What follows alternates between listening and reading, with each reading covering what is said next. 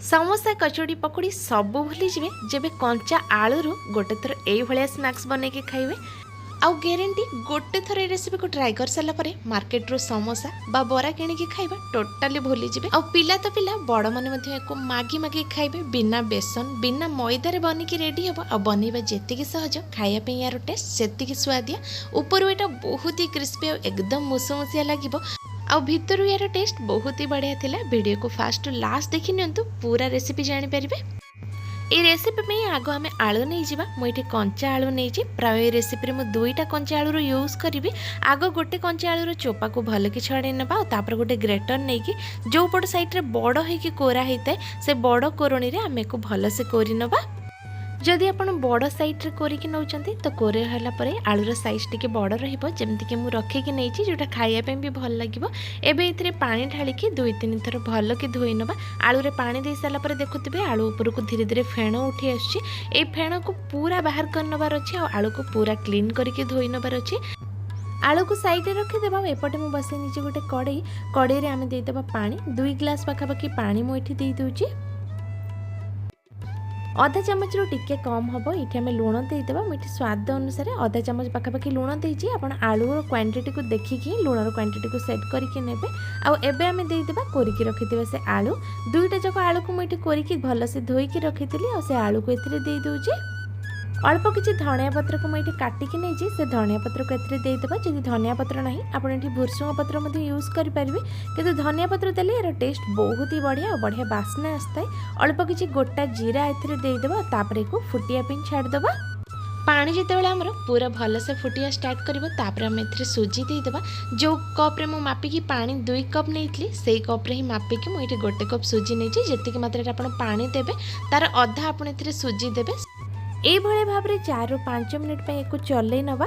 टिके समय पर आप देखिपारे सुजी धीरे धीरे मोटा ही आसलानी और एथिरे पानी पूरा पूरी सुखी जाइए। एबे आम गैस रो फ्लेम को ऑफ कर नवा एक गोटे प्लेट को बाहर कर नवा। सुजी भी बहुत ही गरम अच्छी तो टिके समय पे आम एक साइड रे छाड़ीदबा।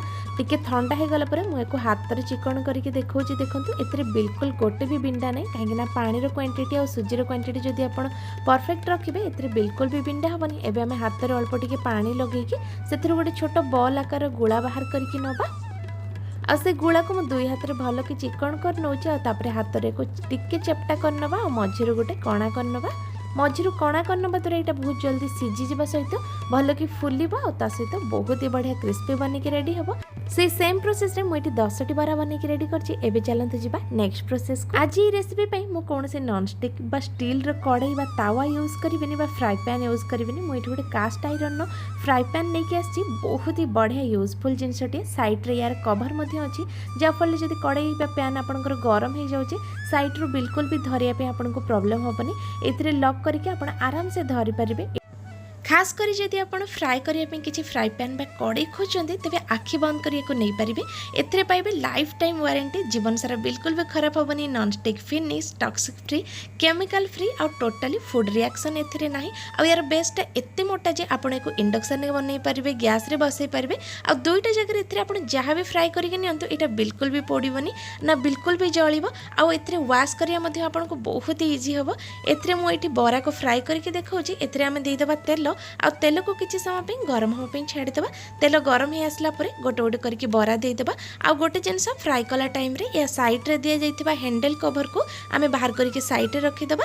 केवल एको गैस रो बा इंडक्शन नु बने सारिके ओल्हेला बेले आमे से कवर को यूज करिबा। गोटे गोटे करके मुठी सब बरा गुडी को देई दउची। आ एक पैन टी मध्ये बहुत ही बड़ अछि एका संगे आपनको 8 ରୁ 10टी बरा एठी आसी जिवो। बरा पकईबार मात्र ए 2 ରୁ 3 मिनिट ही समय है। देखो बरा गुड़ी धीरे धीरे ऊपर को उठी आसे start Kalani. Fry pan सबुठ best part है कास्ट आयरन कौन जिनस बिल्कुल भी चिपकेनी। आ किसी समय भितर आप देखिए सब बरा गुड़ी बनिकी रेडी हो जाए। कलर बहुत ही बढ़िया आसी एकदम बढ़िया देखा जाऊँगी। एथिरे बनइबा फल आपको बहुत ही इजी हम एक वाश करने धोइले बेले एक बिल्कुल भी अधिक समय भिजेक रखेनि सांगे सांगे धोई ने और धोई सारा गोटे कपड़ा एक भल कि पोछि ने आ लिक्विड सोप यूज कले बहुत ही बढ़िया। स्क्रबर यूज करके माजी पारे आउे अल्प टिके तेल लगे ड्राई करके रखिदे। देखिए बहुत दिन पर्यंत पूरा जीवन सारा आपंकर गोटे कड़े ही हो। 5-7 मिनिट्र समय भितर बरा आमर ये पूरापूरी रेडी हो जाइए। एबे गैस फ्लेम को ऑफ करनबा और तेल को ठंडा हाँवा छाड़ीदबा। आ बरा को गरम गरम गोटे प्लेट को बाहर कर नौचे। देखिए यहाँ जी बढ़िया लगुच खायापी यार टेस्ट पूरापूरी से भाया था। बहुत ही स्वादिया और एकदम मुसमुसिया बनिक रेडी होता। गरम गरम एक आप बीट लुण सहित सर्व करेंगे। आपको मुझे भांगिकी देखा देखो भितरटा केते मुसमुसिया बनिक रेडी होती। छुआठू बड़ समस्त को बहुत पसंद आसवा सहित रेसिपीर टेस्ट बहुत ही बढ़िया।